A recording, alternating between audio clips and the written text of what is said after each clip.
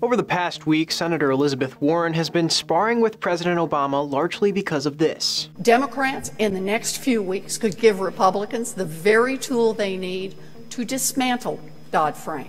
She's talking about the fast-track authority the president wants in order to push the Trans-Pacific Partnership trade deal through, one of his main goals as his presidency winds down. Warren says that fast-track authority would allow future presidents to water down financial regulations like Dodd-Frank, but President Obama says she's absolutely wrong. So who's right? Well, to establish that, we have to look closely at Warren's argument, which hinges on a part of the TPP called the Investor-State Dispute Settlement Provision. That's a provision increasingly used across the globe that allows investors like multinational corporations to settle disputes over things like government regulations by suing governments. Those suits, in turn, aren't decided by the country's judiciary system but by international tribunals that can then impose financial penalties on the country. Warren says those penalties could lead countries like the US to change their laws, specifically financial regulations, and that's where the fast track comes in. The fast track authority would allow the president to push the deal through Congress with a simple majority of 51 votes, because it wouldn't allow Congress to filibuster or amend the deal, just vote yes or no. So it's a little roundabout, but Warren says because that authority would last for 6 years,